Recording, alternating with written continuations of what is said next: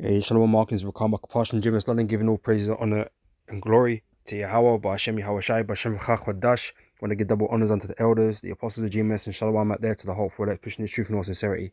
Back again with another lesson. I just wanted to touch on this topic of hell, because this hell doctrine seems to have come back to do the rounds again. Even though it's been proven many times before, even by existing camps that used to teach against it. Right? That hell doesn't exist in the classical way that most people believe it, in some spiritual underworld where souls burn forever.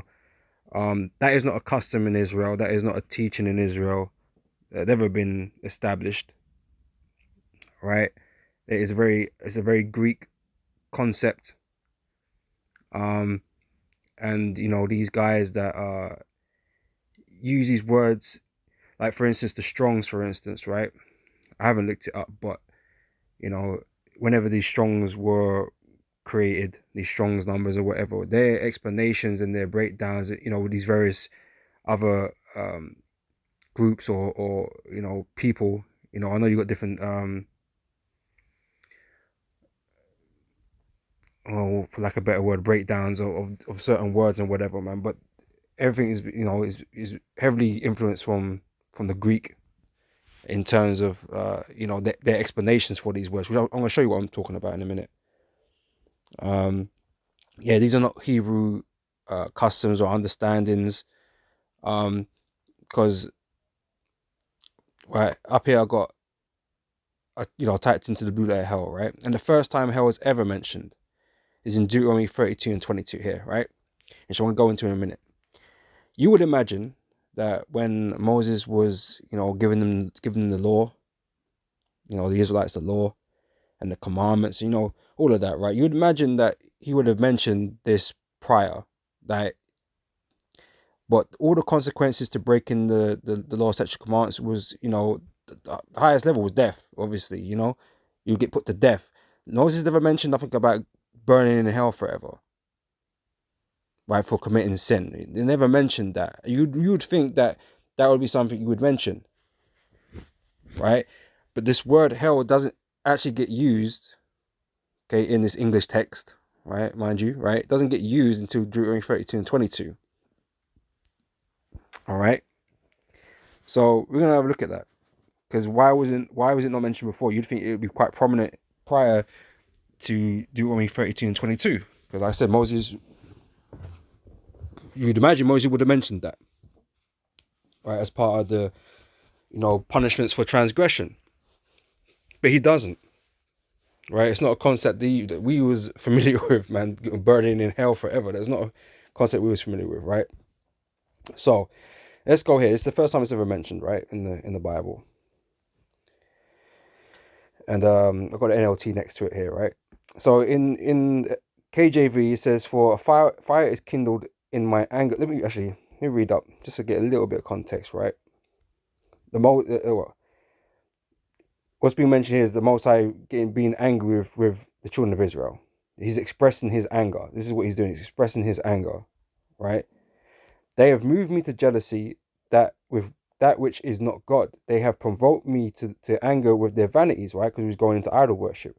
So, and I will move them to jealousy with those which are not a people, right? Meaning he's going to put a people over us, right? We wouldn't be on top anymore. He's going to go into captivity, which is what he did, because we were serving other gods. Guess what? We're gonna serve the other nations, man, right? Um, I will provoke them to anger, a foolish nation, right? Because you're going to be hurt, right? You're going to be in pain under these heathens, man, right? So you're going to be angry, right? Just like we're angry. We're angry right now. We're under this devil, serving this devil. Because the Lord put us here for like I said, going after idols and transgressing His word, right? This is what the Lord did to us. So verse 22 now says, "For the fire is kindled in mine anger, and shall burn unto the lowest hell." So what is the Most High saying? Is He saying that there's a whole, like, Dante's Inferno level of hell, like there's different regions and there's a lowest hell, like the bottom, like, of hell, Like, what is he saying? It's the first time it's ever mentioned. So how the hell are you supposed to know what the hell he's talking about? If it wasn't mentioned, if you have no concept of this term hell before, like, how are you supposed to understand what the hell he's talking about? The hell is that, right? He's being expressive with his feelings, man. It's a metaphor or I don't know, I don't know all these fancy English terms for these things, but it's like a metaphor, a simile, or something. He's just expressing how angry he is, right? So he's not talking about there's an actual hell to go to. He's just expressing the depth of his anger.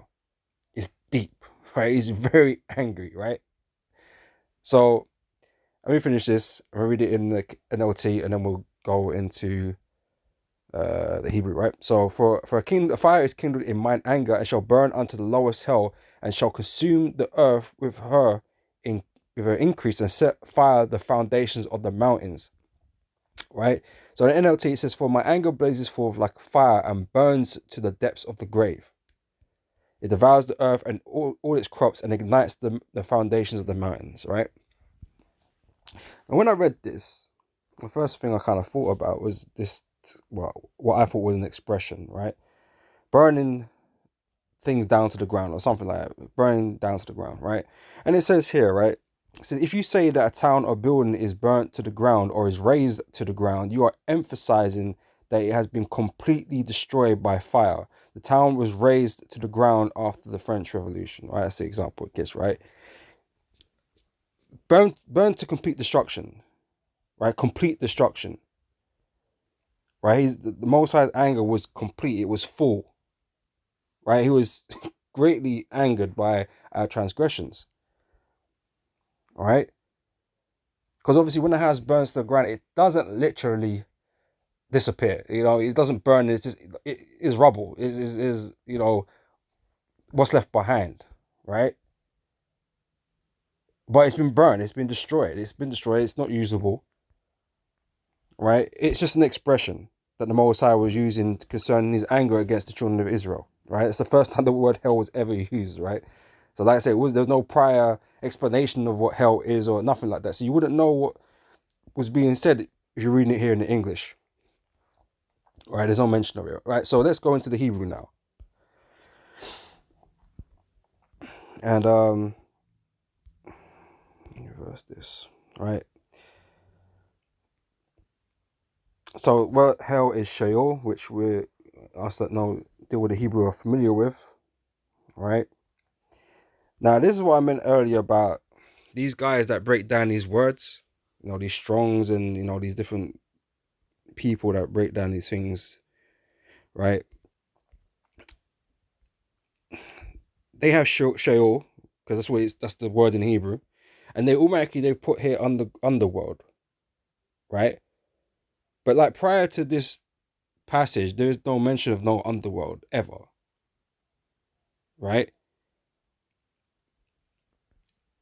And even just to show you that as well, like when you go to this Genesis Hebrew Chaldee lexicon, the first word it uses Orcus and Hades. Well, these are Greek things. They're not Hebrew things. They Greek gods, Greek deities, idols, whatever, right? So how are they appearing in Hebrew? Like, why are you connecting with Hebrew text? Like these things wouldn't even existed. Well, these gods don't even exist at this point, in these forms, right? So when they're breaking down certain these words, they're heavily influenced by what they know in Greek literature and Greek writings and whatever, right? So let's just ignore this for a minute, right? Because we know what Sheol means. So this third word is grave, right? A man gets buried generally, right? And that is his grave in the ground. Okay, you can kind of call it the underworld if you want, right? That is the world of the dead. That's where the dead lay. They lay underground, right? Under your feet, right? 6 foot under, whatever those terms are, right?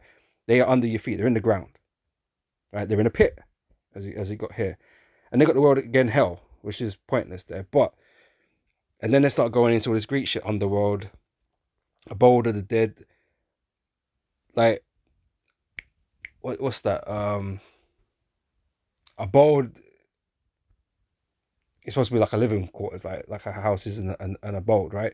Your body is abode for the soul. It's where your soul lives, right? But the dead don't live. The dead don't live, right? The dead are dead. The dead don't live in the ground. They're dead, right? So that's, you know, a bunch of rubbish there, right? And then it starts going about, oh, where the wicked ascent and blah blah blah. But realistically, all it is the grave, right? And I'll show you this, right? So like I said, this is the first place that hell is ever mentioned. Okay, but the word Sheol is not is mentioned a lot prior to this passage here, right? And we're going to see what it's in relation to. Let me quickly just gloss this or skim this quickly.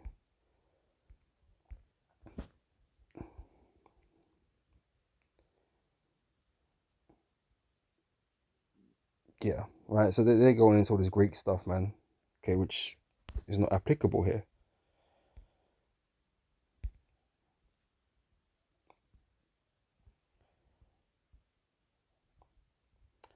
Um, but you can see here, this is how this word Sheol is used for grave, hell, and pit. Doesn't talk about no bloody underworld, man. Right.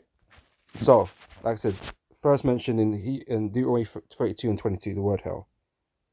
Okay, which is the word Sheol, right? Now, if we look at the word grave,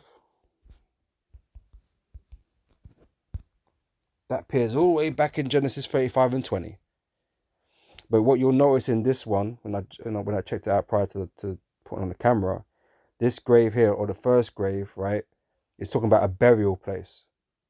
Okay, not literally being put under the ground. So that was the place of, as it says, Rachel's burial, right? So the word is different. But if we go to Genesis 37 verse 35, right,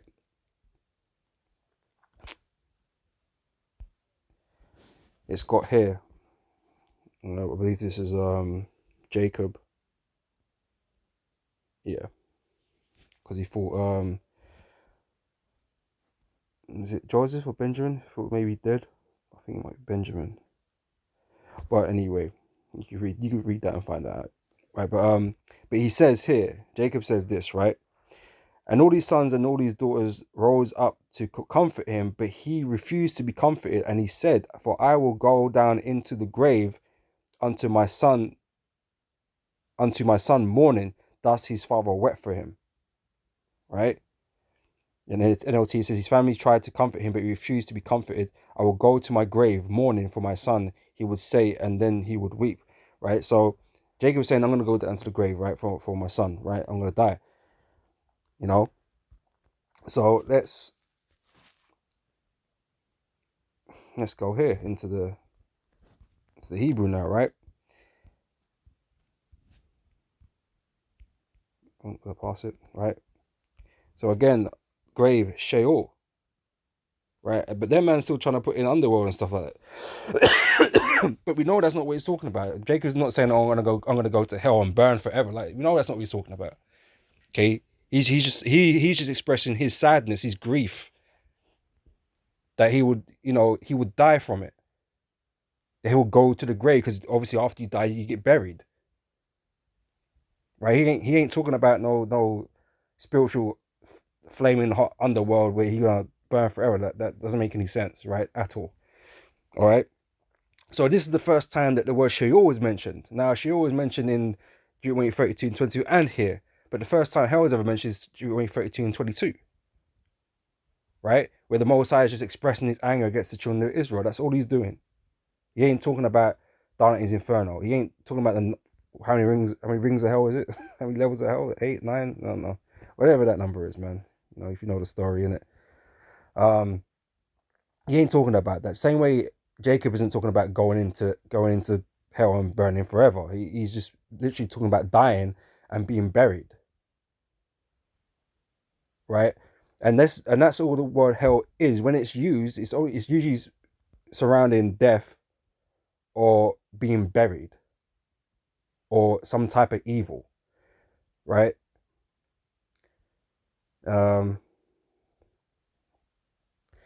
Which I will now show you. Pardon me. Pardon me. All right. So that's Jacob saying what he was saying about going into the grave, right? Going to hell. So called, right? So like I said, this is mentioned all the way back in Genesis 37-35.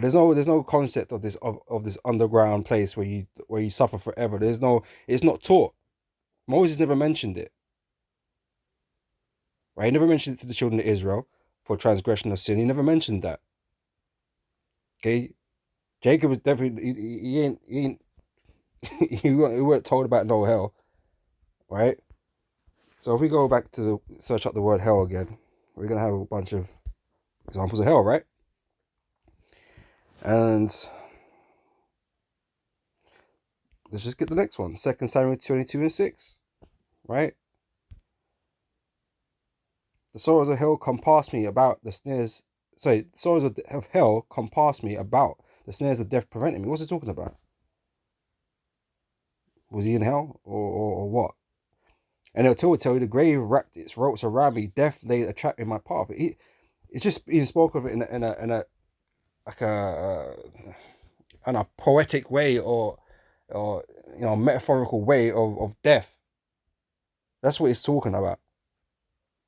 Death was near to him, man. He was almost he was in fear of his life. You know.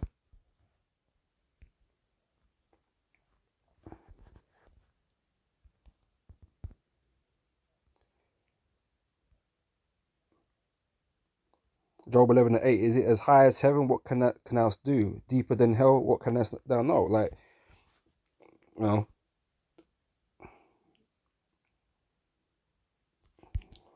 I want to double check that because I don't know what context that's actually speaking.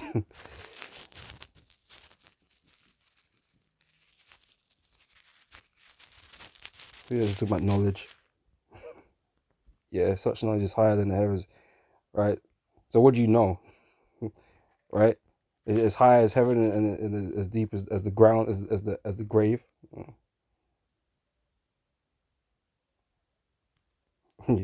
Yeah, man's knowledge ain't that big, ain't that broad. But anyway, I think it keeps coming out of this though.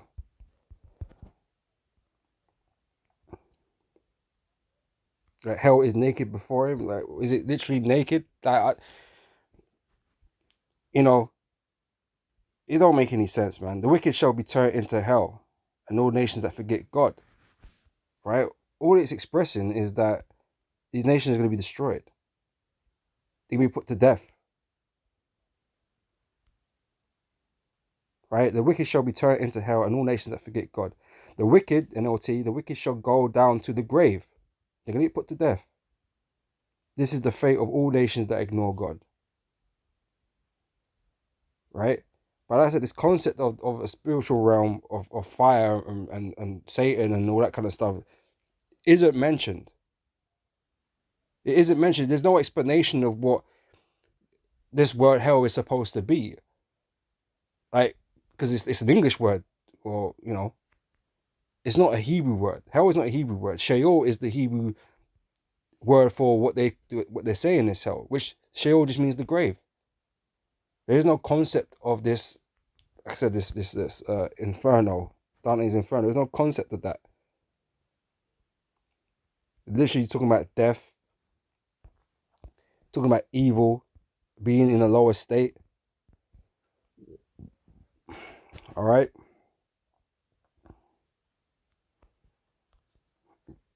Psalm 16:10.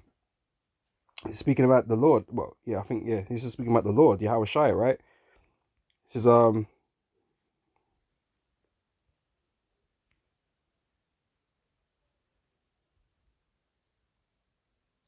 okay, speaking about the Lord as well, right? Also David, right? Anyway, Psalm 16 verse 10 for thou would not leave my soul in hell. Was David in hell? Neither wilt thou suffer thine holy one to see corruption, because Yahweh Shai himself was supposedly in hell, right?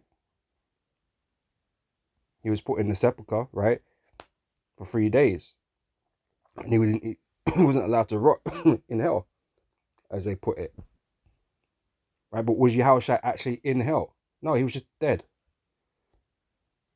He was dead and buried. Well, in this case, he was put in the sepulchre, It just represents death, being buried into the ground, or like I said, some type of evil, man. Because otherwise, because if this was real, if what these guys are saying is real, then Moses should have mentioned this to us, man. Surely, surely he should have mentioned this to us. That kind of changes the whole whole game, man. You know that you're gonna burn in hell forever. But why?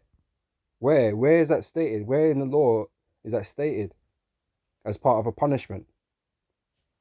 That the soul that transgresses is going to burn in hell forever. Where does it say that? It's not, like I said, it's not mentioned. The word hell is not mentioned till Deuteronomy 32 and 22. Why hadn't it been mentioned before that?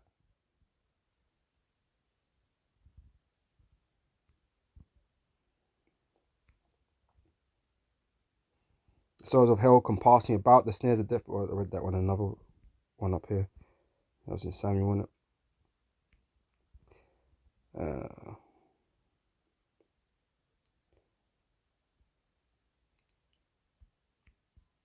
For great is thy mercy toward me, and thou hast delivered my soul from the lowest hell. Right? Again, it's just speaking in a like, metaphoric language, man. It's an expression. All right. Where is it? I can't see it now. For great is thy mercy toward me, and thou hast delivered my soul from the lowest hell. It means just being put to death. The lowest hell, I guess, is being put to death, man, because you're dead, isn't it? There is no more living. But like I said, hell is like a condition on earth, man, as well. So there's levels to hell on earth, right? On earth, there's levels to hell. Okay, I guess the lowest form of that is being put in the ground, man. It's being put to death. We're being put down by your enemy. You know, that is all it is expressing, man. Right, but enough of this anyway. Let's get a couple of scriptures to close out. It's Joel 3:17. Joel's complaining about his life, right? Because obviously Joel was suffering, right? He was catching hell, right? He's catching hell on earth, right? He was in a bad way, right? And he was like, oh, why didn't I just die in the womb? Like, why was I even born if I'm just gonna go out like this or whatever, right? So he starts speaking about being dead, right? And I'm gonna read from 13, I think, right? It says, for now should I have lain still and been quiet, I should have slept. Then had I been at rest, like he wouldn't be going through this now if he was just, in the spiritual realm, and he would have been at rest, he would have been at peace, right? So with kings and counselors of the earth, right? Because they die and they go to the spiritual realm, what people call heaven, because they all go there, right? Regardless of, this is the point I'm going to get to, regardless of whether they've done good or bad, they all go there, right? They all go to heaven, right? So he said he would be with kings and counselors of the earth, right? Men previously on the earth before they died, which built desolate places for themselves, or with princes that had gold who filled their houses with silver, or as an hidden untimely birth had not been, as infants which never saw light. There, in the spiritual realm, the wicked cease from troubling, right? They're not the wicked are not mischievous up there, man. They're behaved, they're well behaved. In the spiritual realm, in the presence of the Holy One, in the Most High Father, everything is in order up there, right? So even the wicked, those men that were wicked, when they return there, man, they're not out there troubling nobody, grieving people, right? They ain't doing that. So there, the wicked cease from troubling, and there the weary be at rest, Like I said, Job was suffering, man, and he just wanted peace, man. He just wanted this to really come to an end. But he admitted or acknowledged that the wicked were there, and that they cease from troubling there, though. So everything's peace and quiet, right? So what is this hell about? What's it for? Like I said, hell is not real, okay, in that classical way. But heaven itself is, and everyone goes there to receive judgment, right? But they don't get sent down to some subterranean level and and burn forever. Like, that's never mentioned. The Lord never mentioned that. The Lord still doesn't mention that. It's the Most High still never mentioned that, right?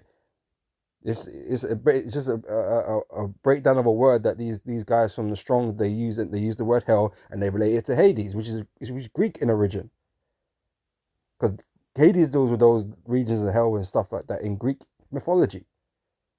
Okay, the Most High never explained about no hell burning, levels and burning, and the Lord is never expressed any of that. Now, he might have said things in a poetic way or a way to express a certain thing, but that's what you gotta have to understand, that that's what he's doing. But he's never told us about. I mean, he's told us about heaven a little bit. You know what I'm saying?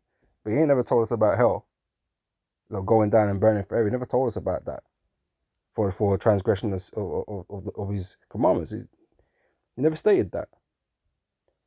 That's a new doctrine, right? But anyway, Ecclesiastes 3 verse 19 says, for that which befalleth the sons of men befalleth beasts, which is death, right? Even one thing befalleth them, as the one dieth, so dieth the other. Yea, they all have one breath, so that a man have no preeminence above a beast for all his vanity. Because in the end we all die, as the saying goes, right? All go unto one place, not two places. There isn't, two separate destinations when you die. There's one destination, and that is upward, back into the spiritual realm, right? Back to the Heavenly Father who created spirits, the Father of spirits, right? So so dieth the other, yea, have all one breath, so that a man have no it's like verse 20. All go unto one place, all are of the dust, and all turn to dust again. Okay, we all go back to the ground, i.e. Sheol, i.e. the grave, right? We all go back to the ground, right? Who knoweth the spirit of a man that goeth upward, and the spirit of the beast that goeth downward? So wherefore I perceive that there is nothing better than that a man should rejoice in his own works, for that is his portion, for who shall bring him to see what shall be after him? Right? So all spirits, all men go up into the spirit realm. But what happens there? Okay, this is where we're given insight, and that's why we go precept upon precept, because we're given insight to what happens afterwards. You don't go straight to hell. You don't go to hell at all. What you do is pay for your crimes here upon earth, and that's why people catch hell while they're here. That's why people's lives are all fucking fucked up. Let's admit it, everybody's lives fucked up. Everyone's catching hell. Nothing is perfect. We know this, right? We're all suffering. But anyway, 2 Ezra 14 and 34. So therefore, if so be that we will subdue your own understanding and reform your hearts, ye shall be kept alive, and after death ye shall obtain mercy. So after death, we're going to obtain mercy, right? But we know the goal isn't to make it into heaven, because like I'm trying to explain, all souls go to heaven. Okay, this is all about the rulership upon earth. All right, and this is why this is really explicitly talking about Israelites, but in general, all spirits go to the Heavenly Father and they all come back down to earth, right? The mercy is, what is reserved for us in terms of the covenants and the blessings and everything that was promised to us. All right. It said, for after death shall the judgment come. So after you die, the spirit goes up, right, as we read in the previous scripture, right? And then judgment comes. So you stand before the Lord, you make account, or the Lord tells you what you were doing, right? And what's going to happen to you, right? When we shall live again. So the souls that return, we will live again, right? Reincarnation exists, right? So we will live again. And then shall the names of the righteous be manifest, right? Because they're going to be rewarded, right? They're going to be rewarded at the end, right? And it says, and the works of the ungodly shall be declared, right? So everything will manifest, right? And that's why we pay for sins when we come back. In, like it's the scripture saying, the third and fourth generation. It's not our sons that are paying for these things. It's really us coming back in in that generation, paying for the crimes and the sins that we committed in our past lives, right? Otherwise, we'd all been gone to hell already, if that was true. You know what I'm saying? Like, we wouldn't be here. Our nation would have been destroyed a long, long time ago, man. Israel would be burning in hell, man. If you want to believe that nonsense, man. You know. But no, we are punished. We are punished accordingly on earth when we return. Hence why we're in captivity. Hence why our lives suck. You know what I'm saying? Okay, suffering and poverty and struggle. That's what our people know, right? But a lot of people know that too. A lot of people, a lot of people are in poverty. A lot of people are suffering. You know what I'm saying? Because they're paying. They're paying. They're paying their punishment. They ain't got to dig into hell. They ain't got to do that. They ain't got to be sent into hell to feel that. And again, the Lord's a merciful power, man. He ain't gonna sit there and burn somebody forever. And for what crime? What amount of crime can a man do to be burnt forever? You know, surely there's a time where the price has been paid. You know, so this internal damnation of burning and suffering, it doesn't really make any sense. And plus, the Most High never mentioned this place. He never mentioned this place, man. Where people want to, what's the word I'm looking for, man? Reach at things, man, and extrapolate things on a nonsensical level because of certain words that are used and what they've been related to, in the Greek and whatever. Because the Greeks believed in hell. They had Hades, the god Hades or whatever, and they believed in that. So that influenced their writings and their speech and all that kind of stuff, their mentality. And like I said, the so-called New Testament is written in Greek. So these words were being used, right? But not to the same understanding that the Hebrews would understand them and were taught. I said we were never taught about hell.